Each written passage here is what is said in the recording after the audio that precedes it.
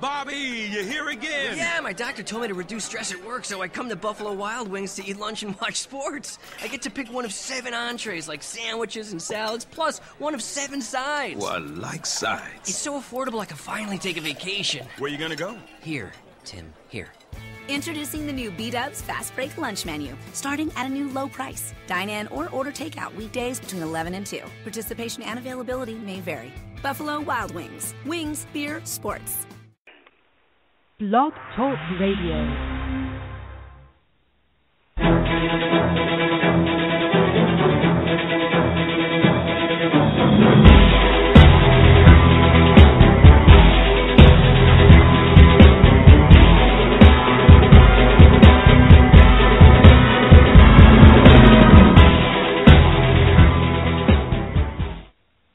Welcome to another episode of The Grueling Truth. I'm your host, Mike Goodpaster. We were supposed to have Todd Stussy on tonight. I talked to Todd about an hour ago. His NFL Draft app is actually going to be available on the iTunes store in the morning. He's got a flight he's got to catch to St. Louis because it was kind of a last-minute thing when it was coming out. I have beta tested it. It's a great app. Mr. Stussy will be here Monday night at 11 p.m. Eastern Time to talk about it. The site's called Scout Site. It will be available, like I said, tomorrow. I'll tweet about it when it comes out. I'll give a review. I mean, it's really great, especially when you're getting down to where you might be in a 5th or 6th round and say you're Matt, and since your 49ers weren't very good last year, you'll want to go ahead and hope that they're really going to improve. So when they pick somebody from a Division III school with Jim Tomsula as the head coach, you can look on and right then instantly know that a 500 season is pretty much lost. But it's a lot better than just listening to what ESPN tells you. It's a lot more in-depth, especially when you get into the later rounds, and it's really a great app. I mean, it's a great thing to have. If you're at a draft party and you're all picking everything, you have a little bit more knowledge. You know, they do cumulative statistics on each player. They rank each player. You can go in there and you can see that Melvin Gordon had the most fumbles out of all NFL running back, or all running backs in the NFL draft was 6. So we decided we had to circle the wagons. We've got everybody here tonight. We're going to talk the top 10 teams of the Super Bowl era. We brought in my boxing co-host, Joe Rodriguez. Hey, Mike. Hey, Matt. And Joe, we brought in, of course, as always, that 49er fan, Matt Andruscavage. Very proud of it, Mike. Always good to be here, and looking forward to the show tonight. We got a great show for everybody. Well, we got a top 10 with the Giants and a 49ers fan and a Bengals fan, so I'm probably the only one that will not have a team listed in this top 10. So that's gotta hurt. Not really. It's all right. I mean, you learn to deal with it, and I know that they had this thing on Facebook where you could go in and they would tell you what kind of husband you would be by what team you cheered for. And my wife was messing with it and punched it in, said that I was a Cincinnati Bengals fan, and they came back saying I was actually the perfect match for any woman because I was loyal to a fault. Yeah, I'm loyal to a fault. You know, you don't have to give me a nice ring to get me to get married, so there's no expense there. But so, I mean, really, I don't expect a lot, but I will be loyal to you no matter what you do to me. So I don't know what it says about 49ers fans, but I don't think it was good. Well, I wouldn't expect you to give me any good news about that. Well, I mean, it's just the way it is. I mean, when your team, I'm not going to bring up the salary cap thing anymore. We're going to go top 10. Since Joe is my boxing co-host every Tuesday night, we're going to let him go first. Top 10 Super Bowl champions we're talking about, right? Well, Super Bowl era teams. It could be a team that didn't win a championship. Ah, you see, that's you throw me a curveball. Definitely. All right, I'll start the anyway. Super Bowl winners. Me too. I like to keep everybody on their toes. It's more fun. My number 10 team are the 66 Packers. They were in the middle of their 3 in a row. That was a tremendous team. That team had a bunch of Hall of Famers. They had an all-time underrated quarterback in Bart Starr, big-time money player, tremendous defense, and they dominated a very, very good Chiefs team in the Super Bowl, and also beat a tremendous Cowboys team in a great NFL championship game. Yeah, the 66 NFL championship game was a better game than the 67. And I'm going to go ahead and go now because I'm just going to say I actually have the 66 Packers at number 10 also. So Joe's right on this one. What do you got, Matt? I have the 99 Rams. The reason I picked the 99 Rams basically is pretty much a record offense at the time. 99 Rams were number 1 in scoring, number 4 in points allowed. They had the number 1 point differential. Kurt Warner, first guy to throw 40 touchdowns since Dan Marino in '86. And the defense, I believe they had like 7 or 8 defensive touchdowns. And Dick Vermeil, very fine coach, good playoff run, beating an excellent Tampa Bay team. That was a very, very tough out. The Vikings were a very good offensive team, and then one of the better Super Bowls of the last 20 years, beating the Titans. I felt this was a team deserving of the top 10. All right. Joe, do you want to tell him he's nuts, or do you agree with him? No, listen, he's not picking the Broncos, the 77 Broncos. So, no, that's a good pick. As far as the Packers go in '66, like you said, that championship game, Bart Starr throws 4 touchdowns.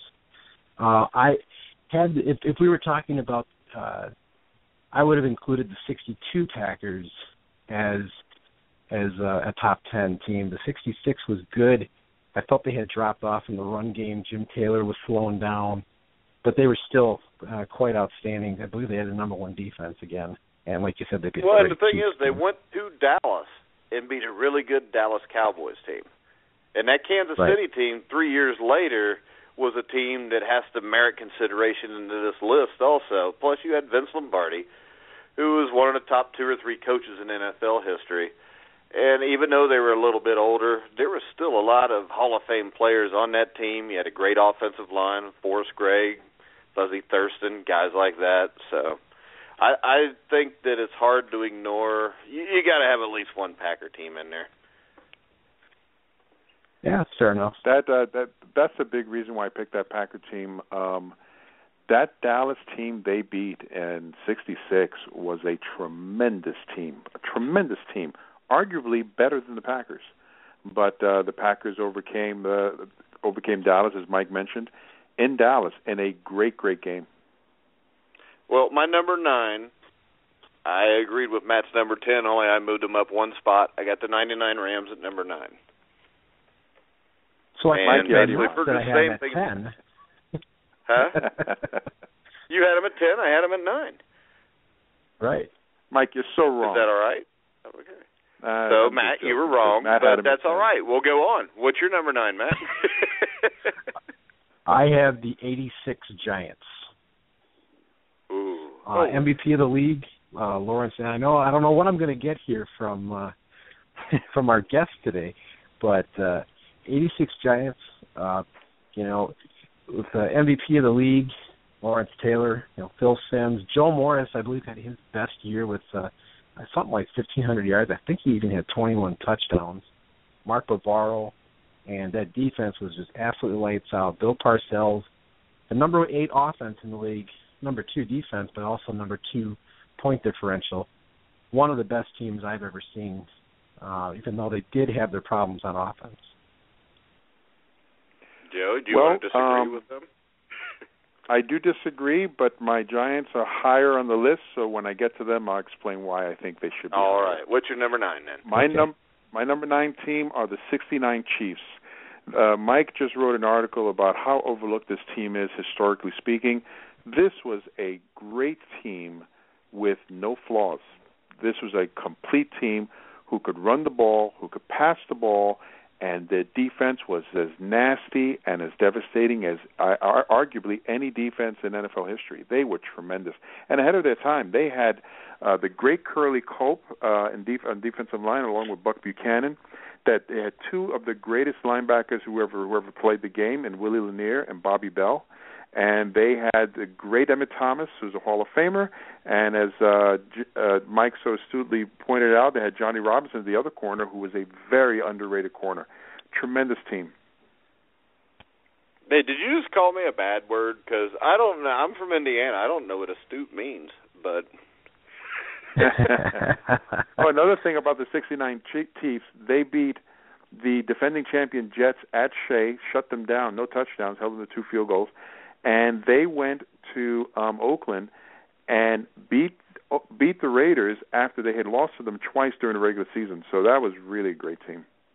Yeah, and their only losses that year, I mean, I've got them a lot higher than that, but their only losses that year were to the Bengals by 5. Had to get a plug for the Bengals. That's when Greg Cook went on his run at the start of the season, played lights out until, of course, with Bengal luck, he got hurt, and that was it. So, yeah, I think the Chiefs, I mean, you got a Hall of Fame coach, you got a Hall of Fame quarterback, you got 5 or 6 Hall of Fame defensive players. I mean, it's hard to argue with them being in the top 10. So, number 8, I've got the 86 Giants. What's your reasoning they on had that? What's your reasoning for having them in your top 10, and then whether and where and why you put them there? The reason I put them in my top 10 is this. I believe that their defense was better than the 85 Bears defense. And their offense was not led by an older running back and a very easily breakable quarterback who, had a tendency to force balls into places. I mean, it's really hard to come up with a better Super Bowl performance than Phil Simms' 22 for 25 against Denver. And that Denver team actually defensively was not too bad. And if you look at their playoff run, they totally shut down and dominated the 86 Redskins. I mean, I think they played the 49ers that year too, didn't they? Oh, they crushed us. They put Joe Montana out of the game, and it was a beating. It was one of our down years, and they just took it to us. Yeah, a down year, you make the playoffs and you get beat. All right. You've had 20 down years was one since of the, then. All right. See, that's all right. As you'll see, I can't ever explain myself. No, because there's no explanation for being a 49ers fan. All right. What's your number 8, Matt? I have the 94 Niners at number 8. Hall of Fame quarterback Steve Young, Hall of Fame wide receiver Rice. You got Deion in the Hall of Fame. Ricky Jackson's in the Hall of Fame. Richard Dent's in the Hall of Fame, though he didn't play very long on that team. But a lot of great players on that team. Brought in a lot of free agents. Had a really good, at the time, putting up over 500 points at that point. Not many teams had done that. Led the league in scoring, and finally got past a really good Dallas team that really could have went on and three-peated, and went on to win the Super Bowl. I realized it was against San Diego Chargers, but just taking in the overall picture, it was a really good football team. I don't have them in my top 10, so that's... Neither do I. And it's not that they shouldn't be. It's just the fact that it's kind of like our wide receiver discussion last night. You take the top 20, you throw them in a hat, you can make an argument for every one of them. And actually, funny, when we Mike, talked you told earlier, me 3 hours ago. If you'll let me finish, I'll explain that. When we talked earlier, I had actually forgotten about the 86 Giants and the 99 Rams because we did this kind of quick because Todd had just got a hold of me at like 10 o'clock. We did discuss earlier doing it next Monday night. So I had basically just off the top of my head wrote down the teams that I thought would be there. And then in the last half hour, I studied a little bit more. That's why I changed it. And I have no argument against them being in the top 10, put it like that. That's cool. As long as I'm not crazy. My number crazy 8 all the time. But go ahead. My number 8 team were the 71 Cowboys. That was a dominating team in the playoffs against Detroit. They gave up 3 points. against a really good Niner team in San Francisco. They gave up 10 points, and in the Super Bowl, they only gave up 3 points. That was a dominating team. I would like to disagree. They had no weaknesses. They shut out Detroit that year. That was the 5-0 game. Oh, that's right. 5-0. You're right. I thought it was 5-3. That was the 5-0. 70. That was the 70 71. season. Yeah, it was the 70 playoff game when they shut out the Lions 5-0. Yeah. So the 71 championship game was 14-3 over the Niners. Yeah. Still a great defense. Right, you're right. I'm confusing the two teams. All of America is hearing me being confused, but the 71 team was tremendous. The performance they put on against the Dolphins in the Super Bowl and in the Niners in the championship game, 3 points and 3 points back to back. Roger Staubach took over at quarterback. They could run the ball. They had a dominating defense. Bob Lilly's an all-time great. That was a tremendous team, and I hated their guts being a Giant fan. They beat the Giants like a drum for 10 years. So, but I respect I don't have them in my top 10. But it's kind of the same thing. I mean, it's just all these teams are so tight. You got to make a determination on something or another. So my that number was closer 7 with or my the 77 team. But go ahead. Yeah, I think the 77 team was better than the 71 team. Yeah, I like Dorsett a little bit better. Staubach. Yeah, Staubach was better. I mean, he was the starter the whole year then. But we'll get to that. So my number 7 was the 89 San Francisco 49ers. If you look at them in the playoffs, I mean, they were as dominant as any team's ever been in a playoff run. The Super Bowl was 55-10. The NFC Championship game, they beat the Rams, I think 33-3, and that was a Rams team that beat them in San Francisco earlier in the season and almost beat them in L.A. later on in the season. Their defense they had a great pass rush. Yeah, they had Charles Haley on that team, I think, didn't they? No, wait, that wouldn't have been Haley. Yeah, it was Haley. Okay. Yeah, they had Haley. But, I mean, it was a dominant team offensively and defensively, and I think that it was probably Montana. 89 was probably Montana's most dominant year, don't you think, with Rice? Yeah, it's a toss between that and his 84 season, but had he not missed games, he would have had probably in the mid to late 30s in touchdowns.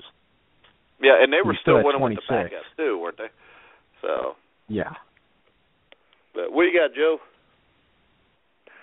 For my number 7 team, I have the 86 Giants. Their defense was as great a defense I've ever seen. They have arguably the greatest defensive player of all time in Lawrence Taylor, but that team just bludgeoned teams. They were. They lost, what was their last loss? It was against Seattle, that 17-12 loss to Seattle early in the season. And then they ran the table for the rest of the season. Their playoff run wasn't even close. Sorry, Matt, they blitzed the Niners in the divisional playoff, and they shut out the Redskins. Can we talk about that game one more time? They blitzed the Niners in the divisional playoff. Matt seems like a nice guy. The Giants have had good success against the Niners, so I won't bring that up. Well, I mean, just go ahead and say, Joe, the Giants owned the Niners back then. No, it went back and forth. Although the last there was few, a time 90 and 2011, the Giants, two of the greatest victories were at Candlestick. Sorry, Matt, bad memories. But back you to want the to talk about Giants. The 2002 wild card game? Let's go back to the 86 Giants. Yeah, that one, that still bothers me, Matt. Thank you very much. That could be another show. No problem. Games that still Matt bother you. Yeah, that's the top 10 games that bother us. Yeah, that could be a 3-hour show. But also the Giants shut out a very good Redskin team, and they only had a little hiccup against the Broncos and then just steamrolled them in the second half of the Super Bowl. That was a great team. No weaknesses. Well, Matt? What number are we on here? 7? 7. Okay. Yeah. I have the 1976 Oakland Raiders. 13-1. I believe Ken Stabler was the league MVP. I could be wrong on that. Their only loss was to the New England Patriots, which was, I think, like an 11-3 team. And the playoff run was... Now, I believe they had a call go their way. against the Patriots. They had a bunch of calls in that game go their way. Right, the Raider fans like to complain about the tuck rule, but they forget that 76 playoff game against the Patriots. That was kind of payback. But that was a tremendous team. You had one of the greatest offensive lines, if not the greatest, total offensive line. They were number 4 in scoring, and they get to the Super Bowl, and it was a dominating performance over really a very good Minnesota Viking team with Fran Tarkenton, Chuck Foreman, and those guys. And they had really everything. They had a good run game. They had a really good defense, a lot of really good hitters like Otis Sistrunk, and really good team. 13-1. I mean, that's definitely worthy of top 10. Well, I don't have Stabler won the MVP in '74. Okay, so he didn't. Believe it or not, 76. Burt Jones won the MVP. That's right, Burt Jones. I didn't know. I didn't know it off the top of my head. I just looked it up. I'm not a huge Ken Stabler fan. Guys that throw more picks than touchdowns usually don't impress me too much. I don't think the running game was that great. I mean, I just think in the long run, I think if the Steelers don't have the injuries they had, that Pittsburgh Steelers team in 1976 would probably ended up being my number 1 team because it was the most dominant defense I've ever seen. I mean, they had 4 or 5 shutouts that year, a couple other games where they hold teams to 3. Mike Kruzek played quarterback through the middle part of the season, beat my Bengals 7-3 to win the division. But that's one of those 10 games, too, that bother me most. But I do think they were a great team.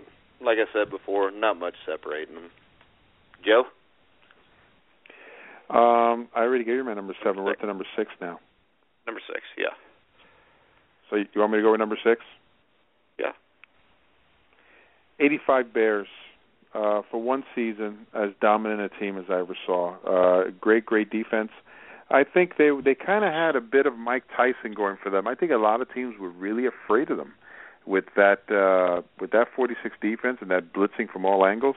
I really think teams were very intimidated by them, but they used it to their advantage, and they were a dominating team. They had a great offensive line that people don't talk about a lot, but that team could run at will. They had average receivers and an average quarterback. With that line and that defense, they still dominated. I think the Mike Tyson analogy is actually a great analogy. I mean, my problem is the wide receivers weren't great. The quarterback wasn't great. I mean, they had some weaknesses. I don't have them in my top 10, which people are going to say I'm nuts, but people say I'm nuts all the time. And the big thing to me about them is you had a Giants team that they beat 21-0 in '85 that was probably a year away from being good enough to beat them. You played a Rams team that was one-dimensional, couldn't throw the ball. We had Gary Jeter on the show who told us about Dieter Brock being hurt. I mean, they couldn't throw a pass past 5 yards. And then they played the New England Patriots with Tony Eason, who Tony Eason was scared to death. So, I mean, I don't dispute that they were a great team, but I think a lot of their greatness, if you look at them, their DBs were not that great. They had a great front seven, but they ran a scheme that nobody had ever seen, and it took a year or two for people to catch up to it. Once they did, they beat it like a drum. You know, you get 2 years fast forward to that, and San Francisco destroyed it. Yeah, but for one season, that's why I said for one season they were as dominated a team as I've seen. I think the '86 Giants were better. But go ahead, Matt. Yeah, I actually lowered my 85 Bears. I did some research, but I'll get to that in a little bit there. My number 6 is I've got the '89 49ers. During the season they won a lot of close games. Sometimes they needed Steve Young, but they still had a lot of talent. Roger Craig, Jerry Rice, John Taylor, and the defense. And then, like Mike had talked about, that run, beating Minnesota, the Rams, and then the Broncos. Broncos had the number 1 defense in the league that year, and they shredded them. As good of a playoff run as I've ever seen. Well, my number 6 is the Super Bowl IV, beat the '69 Kansas City Chiefs. I think Joe pretty much covered everything on that one. Ooh, Joe just dropped off the line. You must have made him mad. Let's see. Well, we only got a couple minutes of we're good. But 69 anyway, Chiefs, Joe pretty much said everything that needed to be said about them. And, I mean, you're looking at 7 or 8 Hall of Famers, Hall of Fame coach, dominant defense. Their playoff run defensively was as impressive, if not more impressive, than the 85 Bears, just because of the people they shut down. But we'll move on. The 69 Chiefs, I really enjoyed your article, by the way. They were really great from top to bottom. I probably had them at number 11. Probably could have moved them in, but like you said, these teams are so tight. It's hard to. All right, here we got a caller on the line. We got a caller on the line. Welcome, caller. Did Matt make you mad and you had to hang up or what? No, it's me. I got disconnected and I had to call back in. Yeah. So I'm your co-host. You made me mad and I just disconnected you. Hey, it works. Makes the ratings look better. But it does. My number 5, I've got the Super Bowl 1978 Pittsburgh Steelers. I debated with this because I think the 76 team, the Super Bowl 10 team, had a lot better defense. But the Super Bowl 13 offense was, I mean, you had one of the greatest offensive lines in history. You had Rocky Bleier, Franco Harris, one of the best combinations in history. You had Terry Bradshaw, who was a great big-game quarterback. Chuck Noll, who I think is one of the most underrated coaches in NFL history. I mean, they scored a lot of points. They beat a very good Dallas Cowboy team. The thing that really impressed me about them was in the playoff run against Houston, they completely took apart Houston. Earl Campbell couldn't move the ball on them at all. They beat them 34-5, I think it was, in a rainstorm. Yeah, that was definitely one of the best teams that's ever lived, no question. I mean, you could almost do a toss-up between that 75 and 78 teams, and I could see why you struggled with which one you were going to pick. Yeah, I just went with the team with a little bit more offense. So, what's your 5, Matt? My 5 is the 85 Bears. For the longest time, I had them at number 1 or 2, and after doing a little bit more research, and maybe even after some of our conversations, I took a look, and I still think they're one of the great teams. Like Joe was saying, for that year, Jim McMahon was actually pretty good that year. Walter Payton, you said he was aging. Yeah, he was, but he led the league in rushing in a year that he was still good. Eric Dickerson. Right, and Peyton also led the team in receiving. Now, Willie Gault and Dennis McKinnon were not fabulous receivers, but for that year, they were good, and they had threats on special teams. Both Gault and Dennis Gentry ran back kicks for touchdowns. Rookie Kevin Butler definitely improved their kicking game. And that front seven and the scheme they ran, they were just burying everybody. I mean, they were one game away from being undefeated. And, it's just one of the best teams I've ever seen. Well, real quick, before we get to Joe's number 5, we're getting close to the end of the live show, which is the bottom of the hour, in a little over 2 minutes.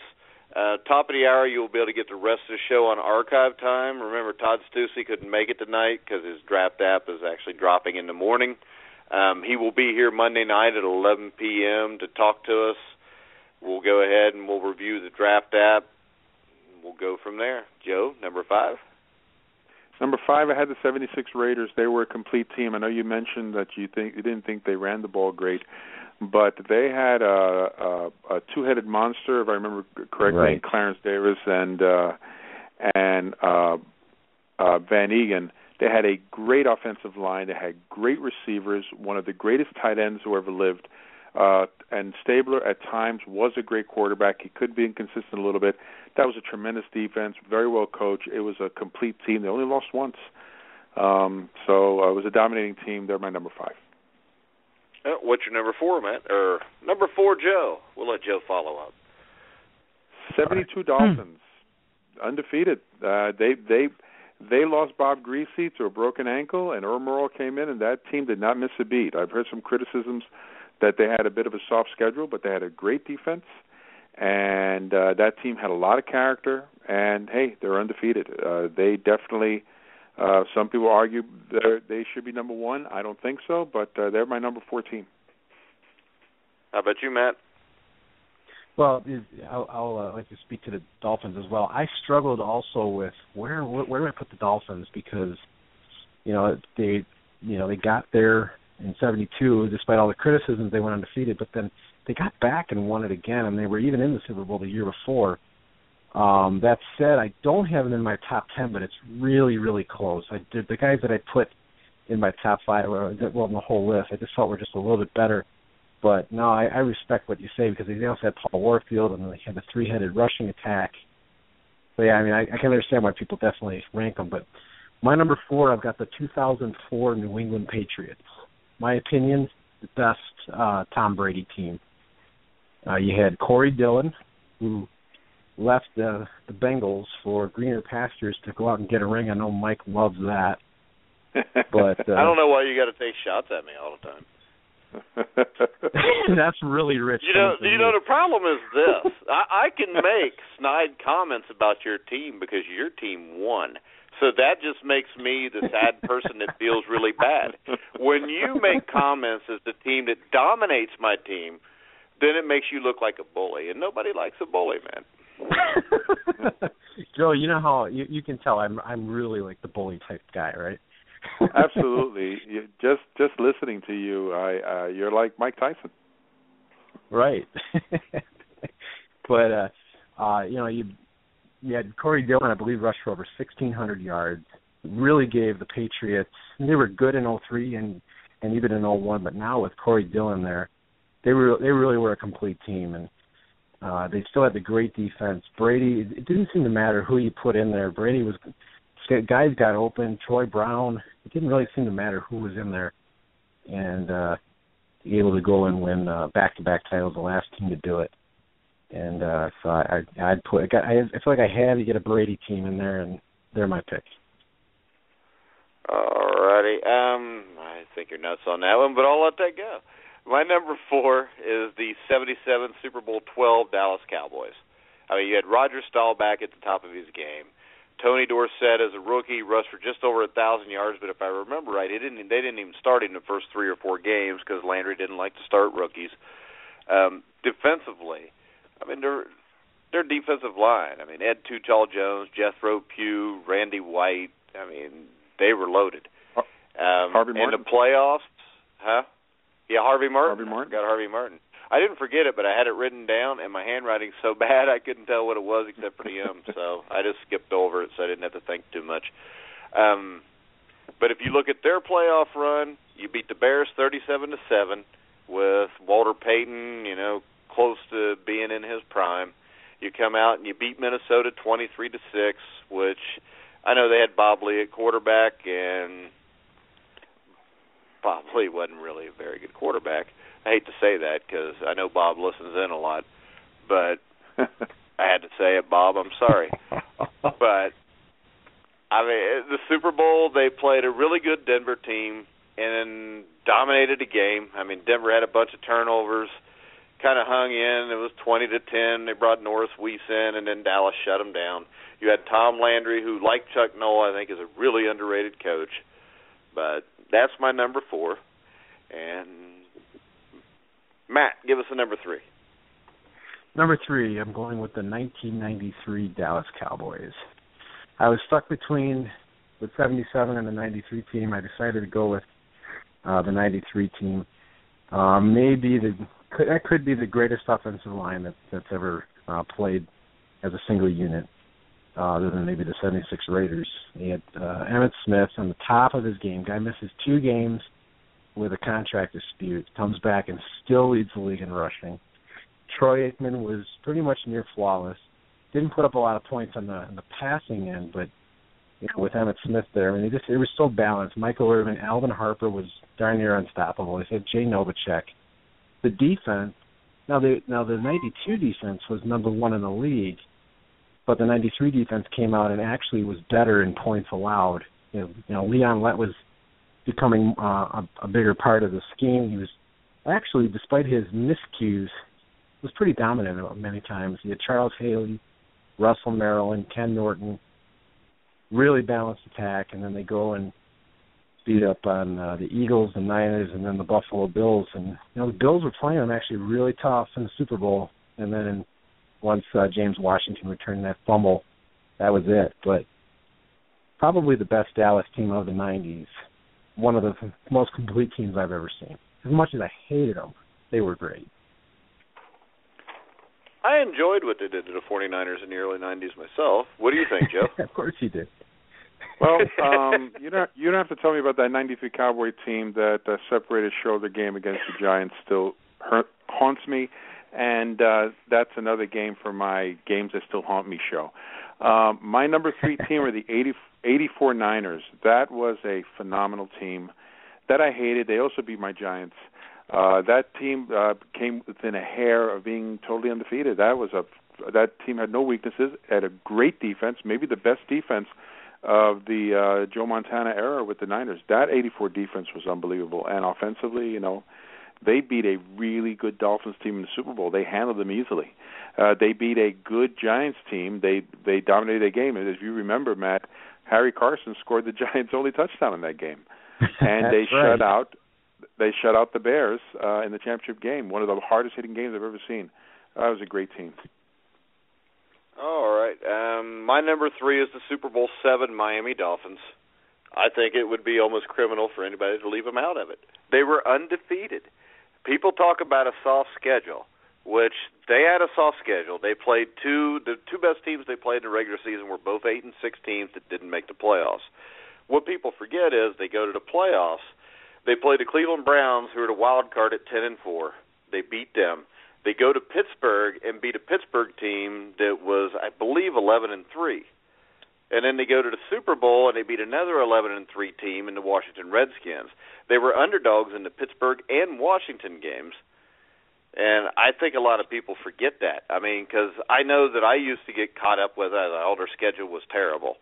But if you look at the 3 wins they had to have at the end of the season, I mean, I think it wipes out whatever happened in the regular season anyways, plus the fact that to go through 14 NFL games and in 3 playoff games and not lose a game, I think you have to have them up there. They also beat the Steelers in Pittsburgh, and they were losing that game. Yeah, they won 21-17. Wasn't that the game where Morrill started the game and then they had to bring Greasy off the bench? And a big turning point in that game is they hit Paul Warfield on a beautiful slant. It was a gorgeous play. You can look it up. It's beautiful. Now, my number 2 is the Super Bowl 1949ers. I mean, one of the best teams I ever saw, obviously, because I got them at number 2. We're running short on time, though, so I probably don't need to go in about the 84 Niners because I think Matt already did that. But they were very dominant. Won the NFC Championship game 23-0 over the Bears a year before the Bears were, a top 10 team in a lot of people's eyes that ever played in a Super Bowl. So number 2 for me is the Super Bowl 19 San Francisco 49ers. What you got, Matt? Number 2, I've got the 1978 Pittsburgh Steelers.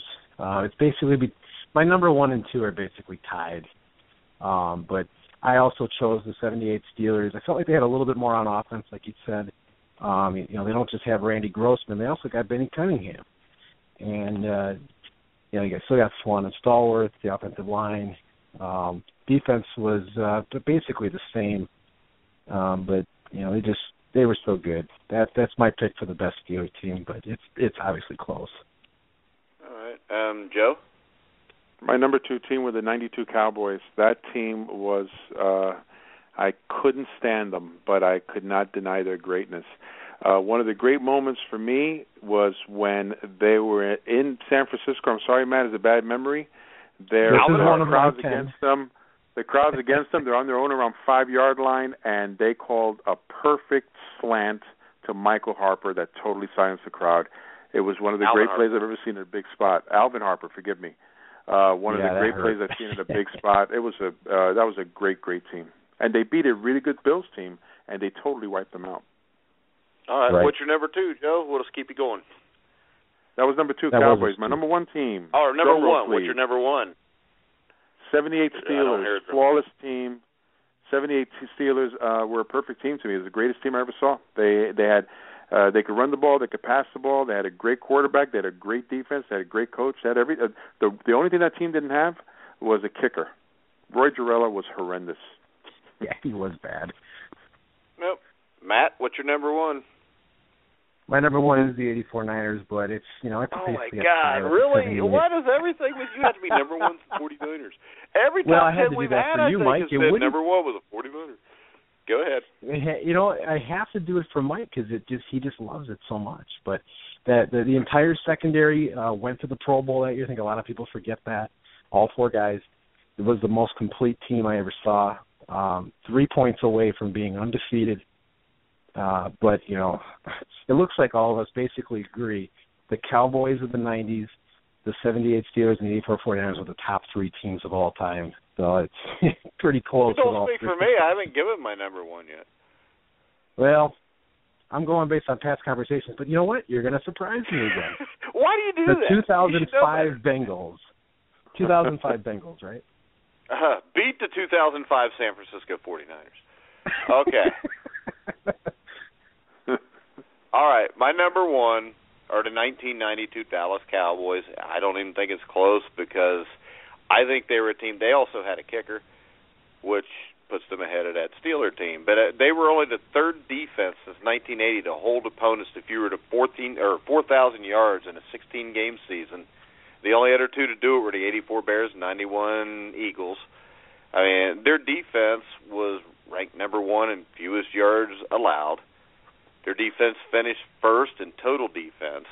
The secondary, which a lot of people forget about, they finished fifth in pass defense in the entire NFL.